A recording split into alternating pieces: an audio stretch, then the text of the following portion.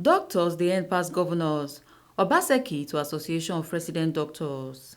State Presido for Association of Resident Doctors for Hospital Management Agency, Dr. Oboyewegile don appeal to the government say the state need new doctors wey go help strengthen the residency programs and make the governor add resident doctors to the minimum wage make dem for gather benefit. He tok dis one when the association go pay courtesy visit to Governor Godwin Obaseki for Government House Benin City on Monday, May 30, 2022. Greetings from the executive arm of the Association of Resident Doctors State Hospital Management Agency. We feel very elated by your prompt response in granting us this audience. If we attempt to use words to express our gratitude, words would fail us. We also want to use this opportunity to thank you, sir, for the tremendous reforms that are currently ongoing in the health sector, and we pray that the good Lord gives you the strength to achieve all your set goals and objectives. We have no doubt in our minds that you are armed to lead.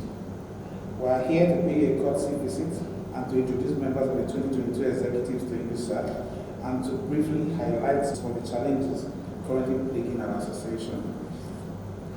Firstly, we also want to thank you, Your Excellency, for the increment in minimum wage to 40%, which was geared towards improving the quality of life of civil servants in the state. But sadly, we want to bring to your notice that the health workers in the state do not benefit from this kind of gesture, which has raised some concerns among workers in the health sector, even as we await the payment of the newly revised health hazard allowance that has been approved by the federal government. Secondly, we would like to make an appeal to His Excellency to employ more doctors, which will help in building up the strength of the residency programs that are currently ongoing in these hospitals under the Hospital Management Agency. And lastly, we want to appeal to His Excellency to provide a boss for our association, as the present one that the association has is very old and no longer available. In conclusion, we want to thank you once again for having us and for the remarkable development in the health sector and in the Edo State. Governor Obaseki will congratulate the new executives come tok say the government go collaborate with doctors make dem help sustain reforms for healthcare sector wey dey face so many challenges, and dem don dey put strategy in place to see say the doctors no leave the country. Obaseki come tok say the state need more than 200 new doctors, and na why dem go strengthen quality education wey go help produce more doctors for the state. For the minimum wage, Obaseki come yarn the doctors say dem be special breed and dem dey even earn more than him wey be governor. Say the minimum wage na to help people wey dey bottom make dem for pass the poverty threshold. Yes, healthcare, medical service, healthcare is a social benefit, but it's also an economic good, and it's not cheap. The way with the system we inherited in 1960 when we became independent, the structures we put in place were adequate for that time and no longer suitable or relevant today. So that needs to change. In 1909, 19, whatever, 1920, when the General Hospital was built, that was a requirement at that time, right? That was the first time we're introducing the Western concept of medical care here. 100 years later, I believe that our society has changed. As 4 generations later, our society has changed tremendously, and therefore we must rethink that system we inherited. First, the population set is a lot much more. We're not talking of 20 million people 100 years ago. We're talking about 200 million people today.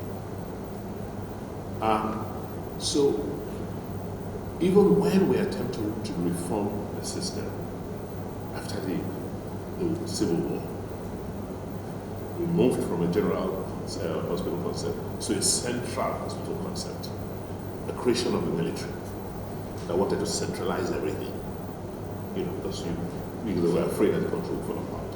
So it affected a lot of our institutions. The thinking, and some command system was applied to institutional reforms. My view is that, and since 1999, with the whole new rethink with democracy, using democracy to regulate our society, our institutions must change along those lines too. If democracy connotes decentralization, giving power to the people, then the institutions must respond in similar line to make sure that the people can access them. That there's no reason to centralize medical care. We also know that medical care, like education, is global, standardized. The body is the same, right? So you can't continue to behave as if the rest of the world is not moving.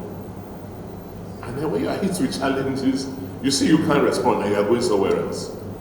I mean, and we have seen, look at the empathy that came that day. I mean, they're all Nigerians, they went to the same schools as you, right? I mean, look at what they're doing globally. Many of you are being pulled out of this place to go out. It's not because you don't have what it takes. It's because our institutions have not responded and we're not making the kind of investments where we need to make. So why should we externalize healthcare? Why? Because we have refused to restructure our healthcare institution systems. And we thank God for the people of Edo who came out, despite all shenanigans, to say, you guys go back. And that's what has given us the courage to do what we're doing. COVID was an eye-opener for us, right?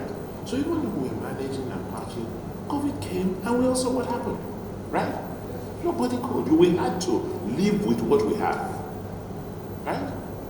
We couldn't get our private planes to take us out for appointments, in Europe and America. So for us leaders, it doesn't matter what happens locally. If I'm sick, I get on the plane and I go out, right? But with COVID, you couldn't. So what was the lesson of COVID? That you have to fix what you have. Whatever I will do, we'll fix it. And of course, you don't expect it to be easy. You expect to have resistance. Because some people who have benefited from the system as it was, but at least, or if not, they are comfortable with it. So that is why we are insisting on the reforms. That's why I brought down Central Hospital to say, I don't want to centralize healthcare again. Decentralize it. Let there be at least one healthcare facility in every community so that there's access. Right? Your specialist hospital cannot be the first point of call in the healthcare system. It should be referral centers. Many of you should not be in the hospital management board. You should be manning hospital clinics across the state. And we should give you the amenities to run those clinics, to deliver babies in. You don't build a system top down, you build it bottom up. So it requires a rethink, and that's what we're doing. You talked about minimum wage. Doctors should not be talking about minimum wage. Please, please. Because if I tell people what some of you are earning, they will leave you, they will come to your houses and look for palliatives from you.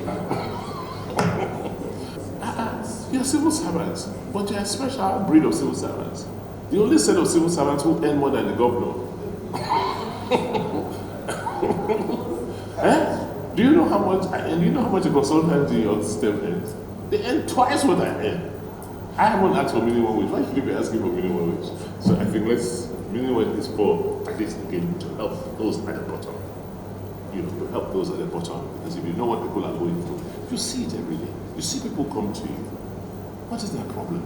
Most of them are malnourished. They can't afford to buy food. But thank God, at least you've gone past that poverty threshold. Let us talk about that. So I don't think we should. Let's skip that for now. Clearly, there are allowances that should be paid to you, and I think they are subject of negotiations. Our problem is this. As a government, we do not like to make promises we cannot fulfill. And that's one of the quarrels we have with the federal government. You can't go and negotiate a labor contract with this and then you impose it on us. This should be local. It's me and you and Dr. We should say, okay, what I can pay. You look at what we can pay within the environment and we negotiate something. But you can't go and negotiate a deal in Abuja and you don't know my circumstance in Edo and you say, I'm committed, I must commit to it, I must pay for it. I'm not saying people should not be paid, don't get me wrong. But I think, this kind of conversation, this kind of interaction we're having with people, something like this, is what it should be, even in terms of negotiating for benefits and wages. And I know we're not shy, we respect labor, we respect people who provide services, and you've seen it in how we've interacted with all the unions and all the bodies. We've not had a strike, at least not over pay or benefits. We need more doctors. We clearly need more doctors, particularly at the rate at which you guys are traveling and leaving us. But I think what we need more is to strengthen the institutions that produce doctors, to strengthen our educational system so that we can create more doctors. If you look at demographics globally, we in Africa are the ones that are producing the people, we're the ones whose population is growing at an uncontrolled rate. The rest of the world, the reason why they are, paying you a premium to come to Europe and Canada is because their population are aging and they need more medical services. So for me, my focus will be how do I produce more doctors? But I can't produce more doctors if I don't strengthen my basic educational system.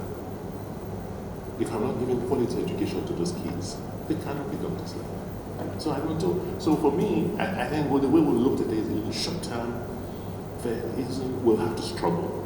But as a government, we're planning, we're thinking ahead. And in my public education system today, at the basic level, I can identify 300,000 children, right? We've trained them, I've seen how they're performing.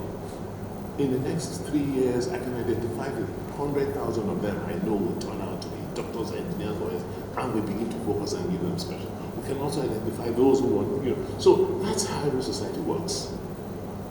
So we're going to work hard, we'll try whatever we get in the environment to bring them in, and, because we need more, like for our primary healthcare systems, system alone,